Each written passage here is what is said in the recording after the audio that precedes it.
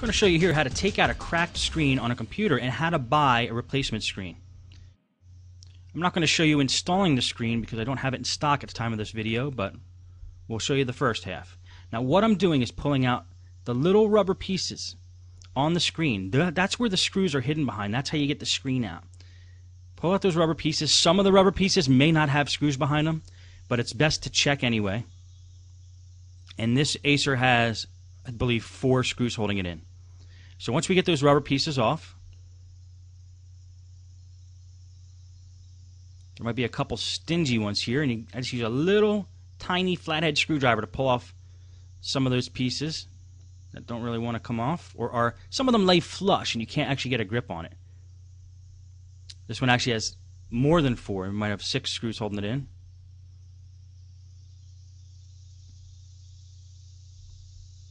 So you get all those covers off. Then we're going to hit it with a Phillips screwdriver. And you'll see there, I pulled off all the covers, exposing those screws. And that's how we're going to get the screen out.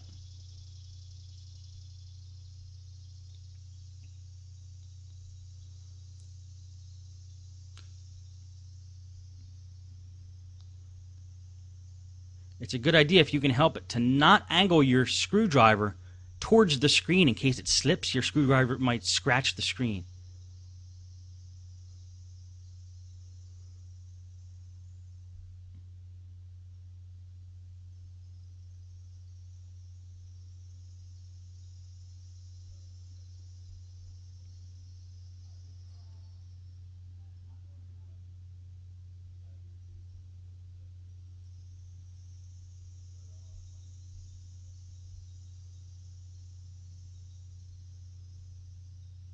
Once all the screws are out, try to find a spot where the screen bezel is going to come off easily.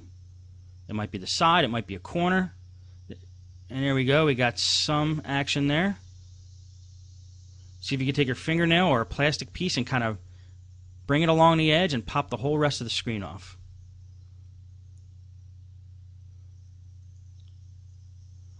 Be careful, sometimes the screen is actually stuck, or the bezel stuck to the screen with some kind of glue or tape. That came off fairly easily though. Let's put our little tiny screwdriver back. Just take a look here and see the best way to attack getting this screen out.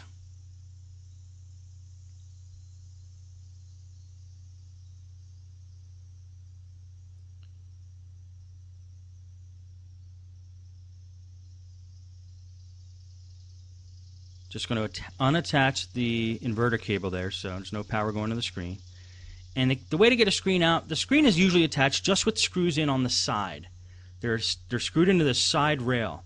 Sometimes you can't get to these screws unless you loosen the hinges up a little bit, but this computer looks like we'll be able to get to the things pretty easily. So just unattach the little tiny screws from the side rail.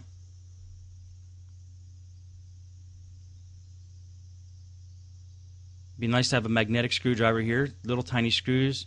If they fall on the desk, they could bounce away fairly easily. Normally there's 4 screws holding these screens in on each side, but this one only apparently has 2 on each side. It's not the greatest design because it adds too much flexibility to the screen and it could break it. And then the screen just pops right out. Now the LCD cable is still attached. We already unattached the inverter cable, so that pink and white one towards the top of the screen, which powers the bulb, we already unattached that.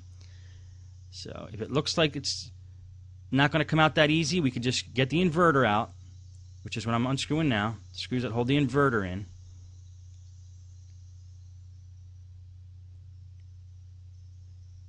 And flop the screen down, lay it flat. If there's tape holding that LCD cable in, pull up the tape. Be very gentle. You're not supposed to put a lot of pressure on these circuit boards on the screen.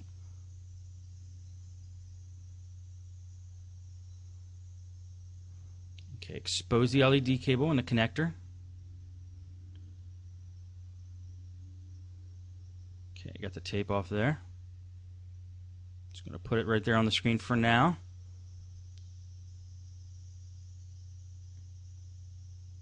I'm going to get this tape off too, just so we have some give here on the LCD cable. We don't want to damage the LCD cable. The screen we kind of care less about right now, actually. LCD cable has like 30 or 40 little tiny wires in it. We don't want to mess up.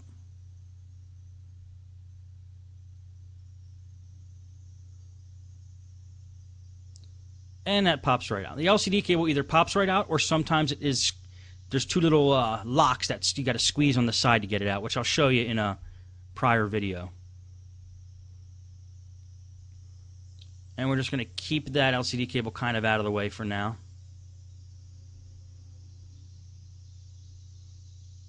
We're going to close this up, wait for the new screen to come in. I'm going to show you how to order a replacement screen on eBay. You see it's cracked, so let's get a new screen in there. Flip it over and look at the model number on the back of the screen. The model number is right here. It's that LP141WX1 parentheses TL parentheses A2.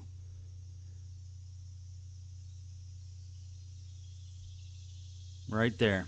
Now,